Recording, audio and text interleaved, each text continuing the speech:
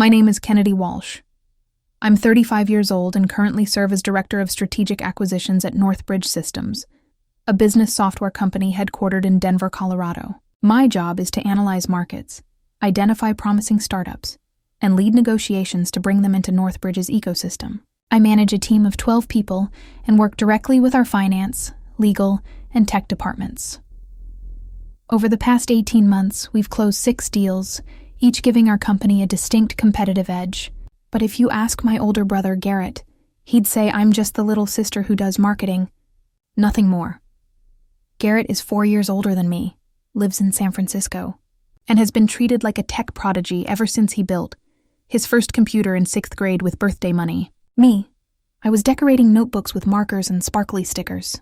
From that moment on, our family quietly established an unspoken hierarchy. Garrett was the brain, and I was the background, expected to smile at the right time and stay out of conversations about innovation or product strategy. In college, I chose business administration at the University of Michigan. Garrett went to Stanford for computer science.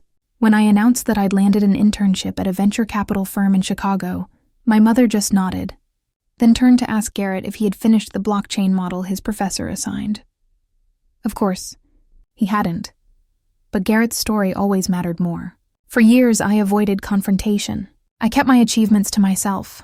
When I was promoted to Director of Strategy at Northbridge at 32, earlier than most peers, I just texted my mom a short note and said nothing more. Garrett, on the other hand, was constantly broadcasting Zoom calls with the family to show off podcast invites, Instagram photos from his glass office with captions like staring out at the city and seeing the future of tech. And me, I was the one who led a $60 million acquisition of an AI startup in Seattle. And no one noticed, except for one person, my grandmother, Edna. She was a former math professor at a community college in Arizona back in the 70s, when women weren't typically the ones at the chalkboard. She knew what it felt like to be underestimated, not being a man, not being a coder. At 80, she owned an iPad, knew how to use Google Sheets to calculate interest, and still remembered her email password. Unlike my dad, who had to reset everything every month. You don't need to shout to be seen, she once told me during a Christmas Eve dinner while Garrett was going on and on about said funding. But when it matters, you'd better stand up, not to boast, but to claim the seat that should have been yours. I never forgot those words, but even 3 years later, I still hadn't acted on them. Maybe I hesitated. Or maybe I knew that in Garrett's eyes, my work would never feel real. He once said to me at a family gathering, "You do marketing for a software company? Sounds like writing slogans for stuff you don't even understand." I swallowed hard and smiled. But in my head, a vow sparked to life. One day, Garrett would hear my name, not from our mother, but from a corporate boardroom of a billion-dollar tech firm where I had the power to approve deals he never even knew I touched. I didn't know exactly when Garrett's company started to unravel. He always had a way of making everything look like it was taking off. Glass-walled offices, whiteboards packed with ideas, Zoom calls with the Embarcadero skyline of San Francisco as his background. His startup by Wave Labs was mentioned in a blog post titled Top 10 Promising AI Companies in the Bay Area 2 years ago, right when the market was hungry for deep learning investments. That night, Garrett called our parents, hyping up his series of funding round like an IPO was just around the corner. I didn't say anything. I quietly looked up the original article. It was sponsored content, a PR piece, not an expert review. Bitewave Labs was mentioned briefly, listed behind 8 other companies that actually held patents. But my family, they were elated. My mom called me at 7 a.m. the next morning just to say, "Ear, it's going places. You should be proud of your brother." He was proud, but something felt off. Last spring, I started picking up on subtle signals from investment partners. A few venture capital funds that had previously backed Bitewave began pulling out of similar projects. At a networking event in Dallas, an analyst quietly told me Bitewave was burning through cash faster than they could control. Another from the legal sector shared that they'd been asked to review equity contracts, usually a sign a company was preparing to sell or offload intellectual property. I didn't ask Garrett, and he didn't say a word. When I visited home for my dad's birthday in October, Garrett was still performing. Generative AI is the future. My team's optimizing the deep learning pipeline to cut render time by 60%. The issue now isn't technical. It's about scaling to market. I smiled, set my wine glass down, and didn't challenge him. But I knew people who are truly succeeding don't have to explain themselves in such elaborate detail. Then, on a Tuesday at 6:30 a.m., I received an email from Northbridge Systems Investment Opportunity Analysis Team. Subject line: Potential Acquisition Target Bitewave Labs. I shot upright in my chair. The report was 8 pages long, outlining Bitwave's core technology, intellectual property, and one line in bold red: financial instability, projected to default within 120 days. I couldn't believe what I was reading. Just 3 weeks earlier, Garrett had appeared on a startup podcast speaking like a tech oracle. Sometimes you have to know when to go, Alan. That's the difference between a founder and an employee. Did he even realize how close to collapse he was? Or was he still living inside the illusion he'd built? I brought the report to the meeting room on the 19th floor where Monica, my direct supervisor, was waiting. I told her everything, that the founder of Bitewave was my brother, and that I'd been present at every family dinner where he crowned himself the voice of a new tech generation. Monica sat quietly, then said, "So, what do you think? Is the company worth saving?" I took a few seconds before answering. The technology is solid, but they need leadership. Garrett has never known how to turn a concept into a viable strategy. Monica nodded as calmly as she always did when dissecting a deal. "Then let Northbridge do what it does best. But you'll step back from the main negotiations. Advisory role only." "We'll keep everything above board," I agreed. But deep inside, I felt something strange. I was about to step into Garrett's world, not as his sister, but as someone with the authority to make decisions that could determine the future of his company. I didn't know if he'd be able to handle that, or if he'd see me as Theone who flipped the table. I reopened the investment file at 8 p.m., sitting alone in the glass-walled office on the 25th floor of Northbridge Systems. The city lights of Denver sparkled outside, but in my mind, only one question echoed. Am I about to acquire my own brother's company? Each week, my team filters through dozens of startups. Most collapse before the first round of review, but Bitewave Labs was different. Despite its bleak finances, the company held a computer vision model far ahead of competitors. This wasn't your typical generative AI for pretty images. Their technology processed real-time visual data for industrial and drone applications, an area full of potential. I was the first to see its value. I marked Bitewave as a top priority tier a target during our early March strategy meeting. Back then, I didn't know Garrett was the founder. I remember vividly the moment I opened the second-round technical audit report. The name Garrett Walsh, founder and CTO, hit me like a punch to the chest. I checked twice, no mistake. Garrett had never listed his full name on public channels. On podcasts, he introduced himself only as Garrett from Bitewave. He had hidden it like he was deliberately separating the real world from the narrative he'd built. I don't remember how long I sat there staring at the screen. It felt both foreign and deeply familiar. In family dinners, Garrett spoke of Bitewave as if he held the future in his hands. But inside my internal systems, he was just a red-coded name, signaling a Level 3 financial risk under acquisition review. The next day, I formally requested to recuse myself from the main negotiations. Monica, my manager, didn't press for details. "Kennedy, I want you advising from the side. We don't pass up a potential acquisition over personal ties. But everything must be documented clearly and cleanly." "Understood. I'll let Nate lead. I'll stay focused on tech analysis and integration planning." The deeper I dug into Bitwave's data, the clearer the truth became, one I doubted Garrett ever dared to face. Bitewave was collapsing from within. They had a product but no market strategy, no sales team, no partnership pipeline, no stable customer base. They were surviving on the hope of the next funding round. And when the VC market began tightening, cracks turned into breaks. One paragraph in the report stopped me cold. The company delayed payroll twice in Q4 of last year. An estimated 60% of technical staff may exit within 90 days without new funding. I thought of Heather Garrett's wife, the calm, steady nurse at San Mateo's Central Hospital. They had 2 kids, one about to start kindergarten, one barely speaking full sentences. Garrett was playing a high-stakes game with no chips left to bet, and I was the first person to realize it, not as a sister, but as the director responsible for determining the fate of his company. Some nights I couldn't sleep, not because I feared failure, but because I didn't know when or how the truth should be said. I didn't want to humiliate Garrett, but I also wouldn't let him keep living in a story that wasn't real. I wasn't the little sister with a whiteboard eraser anymore. In the 3rd week of closed-door negotiations, Nate called. "We're nearly there. Garrett doesn't know who flagged the acquisition. He thinks Northbridge is just rescuing a promising startup. Do you want to tell him before the internal announcement?" I said nothing. Part of me wanted to call Garrett and say, "I know everything." Another part wanted to wait to see how he'd tell the story, thinking no one in the family knew the truth. I didn't want to shatter the silence. I wanted it to collapse on its own at the moment when the truth could no longer be hidden, and Easter was coming. My mom had texted the family group chat. Everyone's coming to Grandma's this year. Garrett's bringing a Napa Valley Red. Kennedy, can you do the roast chicken? I read the message and set my phone down. There would be wine this Easter. There would be roast chicken.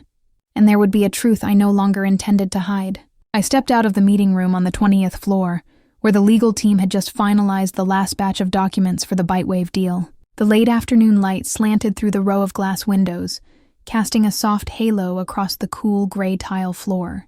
I looked at my reflection on the ground, neat, composed, and unreadable. Exactly how I had behaved for the past 3 months. I wasn't the one signing the documents. That was clearly documented in the official records. Nate had led the entire negotiation process. I only played the role of strategic advisor, supporting the financial structure and ensuring all parties followed proper merger procedures. But everyone at Northbridge knew every major deal started with the analysis sheet I drafted.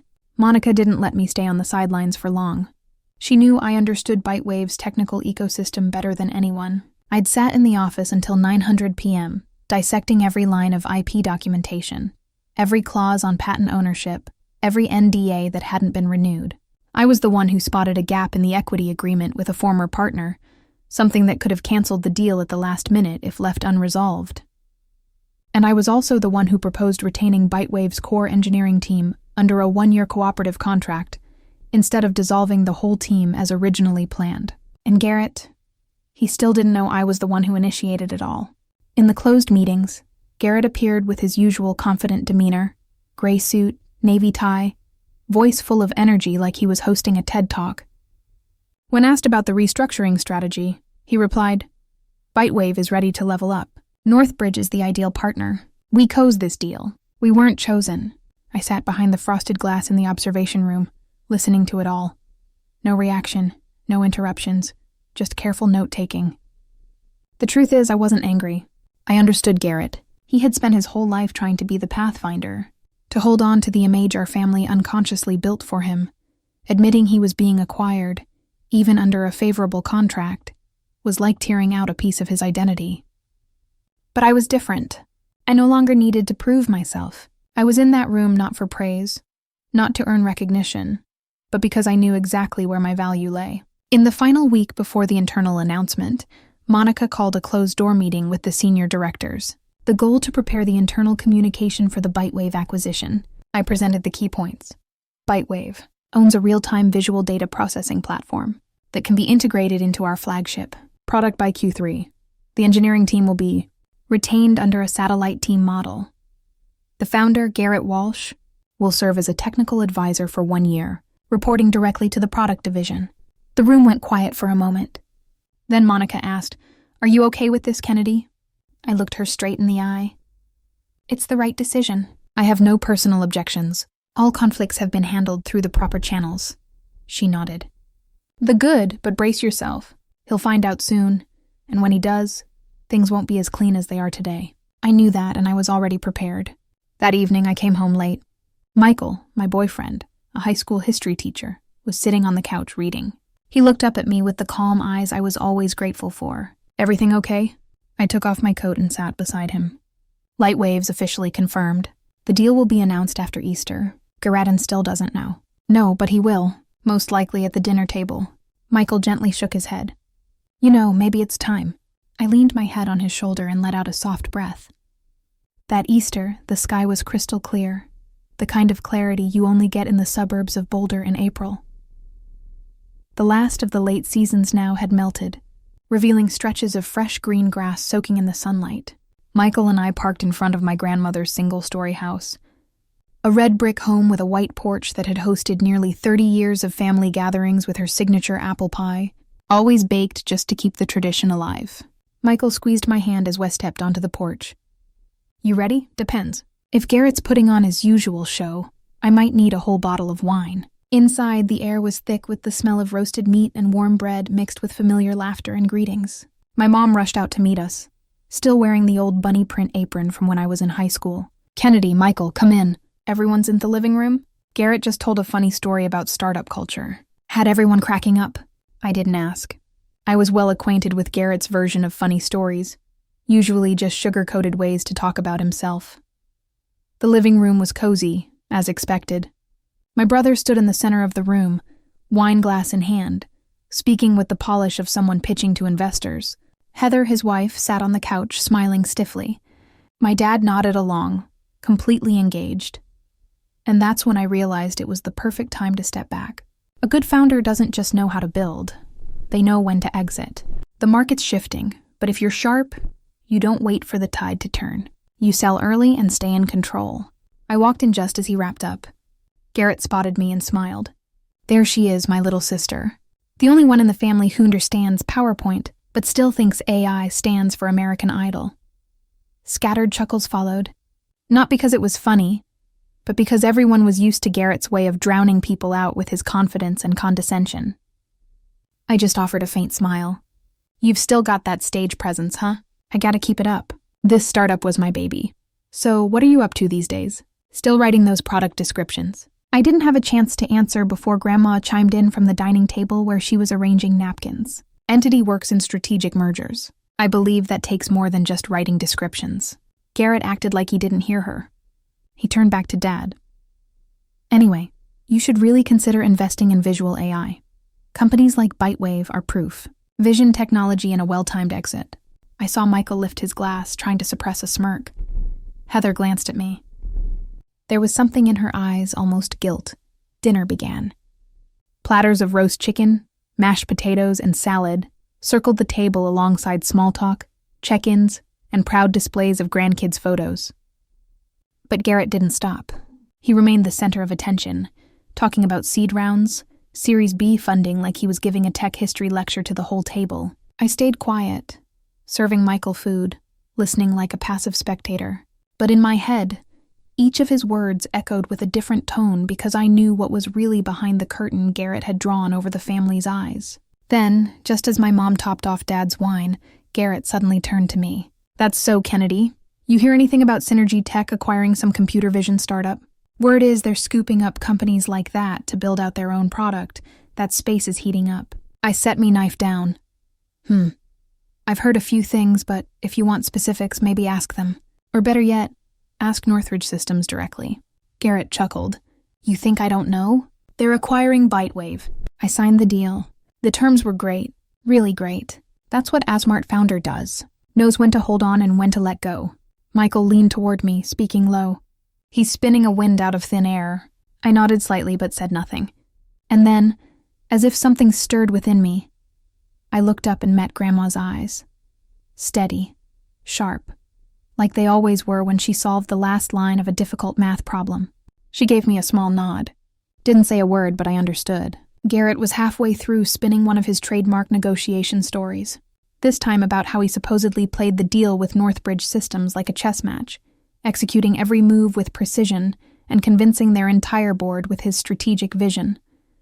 He spoke in that slow, self-satisfied tone of his, pouring wine into his glass like he was toasting to a victory he had just fabricated. Actually, he concluded, raising his glass, that deal happened because I initiated it. Northbridge wasn't planning to buy it first, but once they saw me make the first move, they realized they were staring at an opportunity they couldn't afford to miss. My mom gave a light applause. My dad chuckled with pride.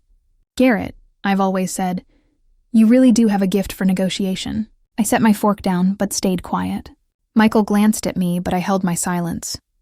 The atmosphere was one-directional. Everyone was listening to Garrett, and no one wanted to interrupt, except for one person, my grandmother. Edna was quietly dabbing her mouth with a napkin, moving slowly as if preparing for something important. She set her teacup down, eyes cast downward, but her voice rang clearer than anyone else's at the table. Oh, so you were the one who initiated that deal?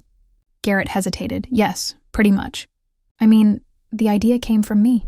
That's strange, she interrupted.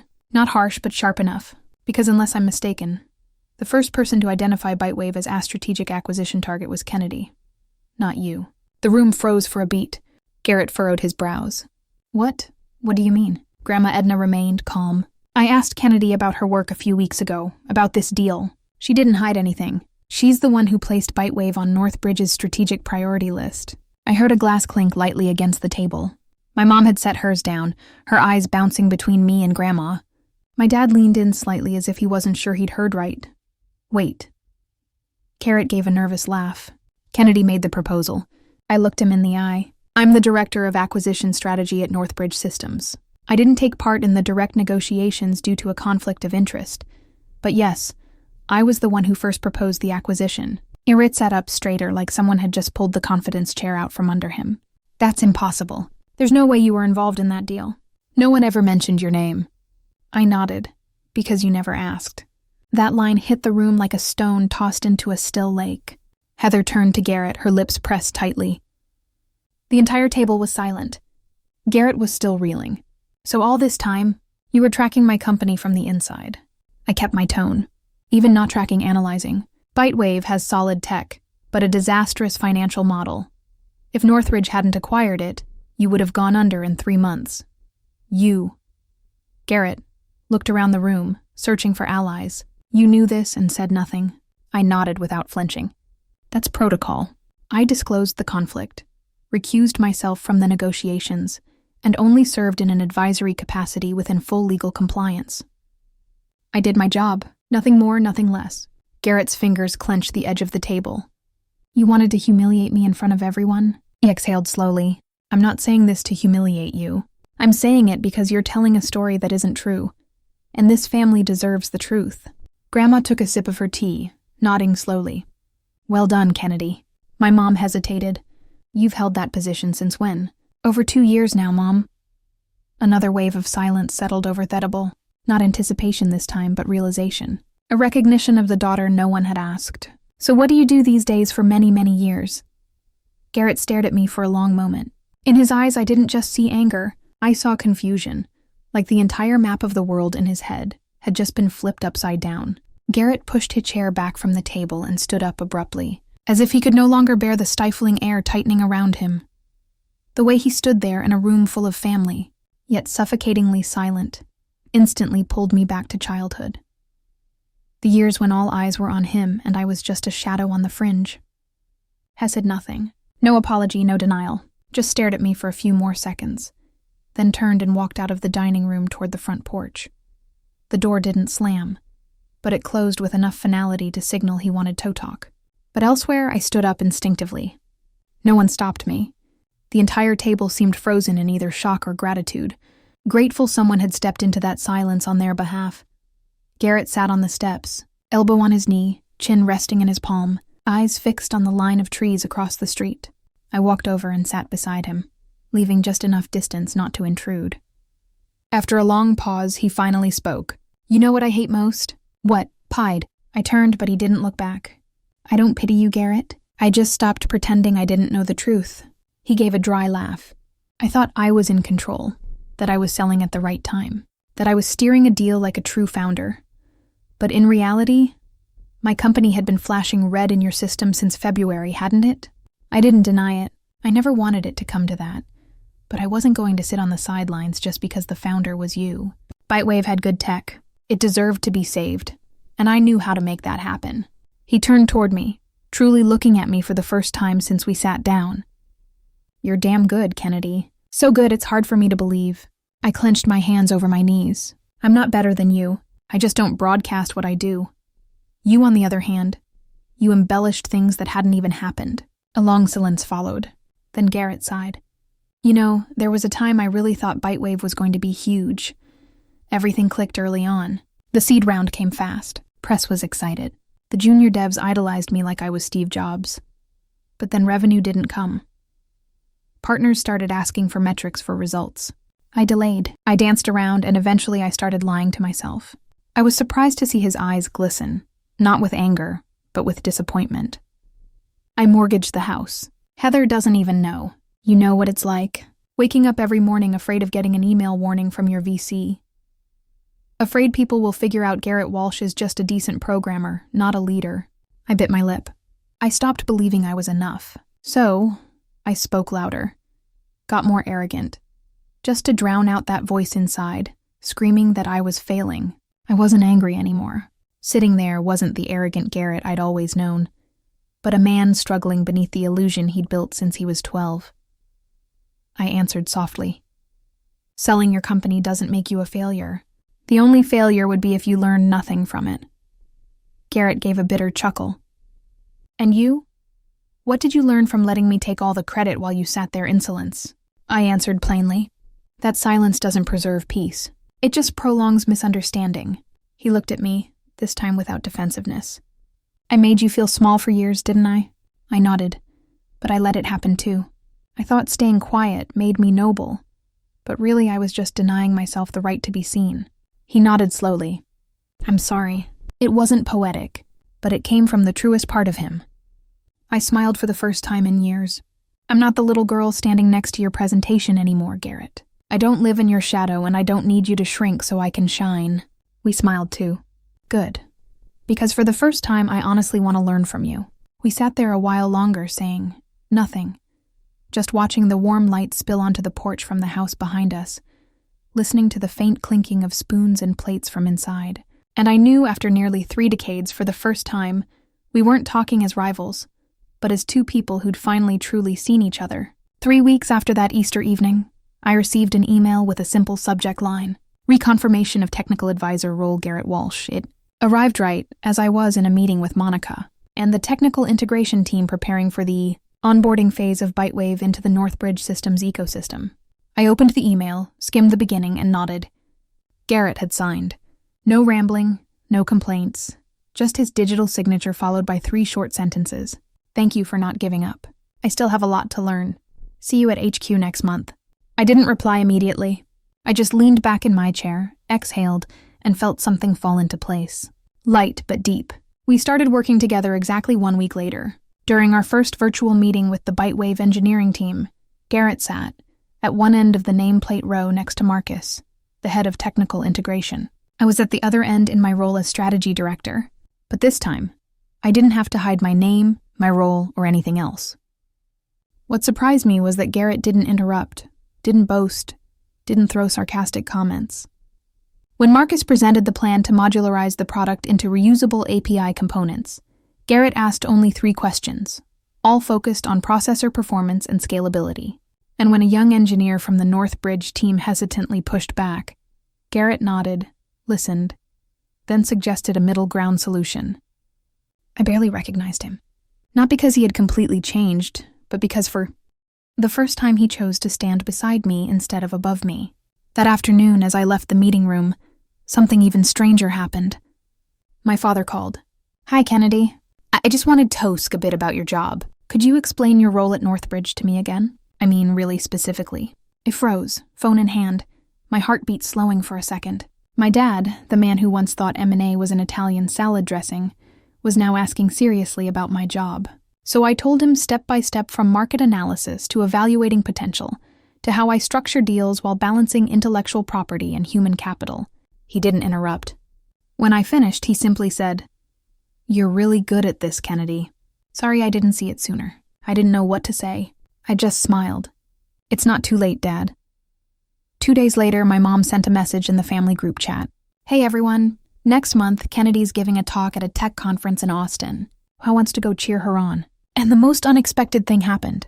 For the first time ever, Garrett reacted with a heart. No sarcasm, no good luck marketing wizard comments. Just a red heart. The next month, when Garrett flew to Denver to begin his first week at Northbridge, I met him in the hallway on the 6th floor, home to the technical integration office. He stepped off the elevator, backpack slung over one shoulder, hair tousled from the early flight. "Good morning, boss lady." He grinned. "Hope I'm not late to the first meeting." I squinted at him. "You're off the hook if you buy coffee after." He nodded, already ordered on the app, payment accepted in the form of technical feedback. And in that moment I realized the strangest truth. We could actually work together, not as 2 kids fighting over the living room couch, but as 2 professionals who understood that lasting success comes from complementing each other, not competing. As he stepped into the meeting room, I walked behind him, no longer feeling like I had to stay silent to keep the peace.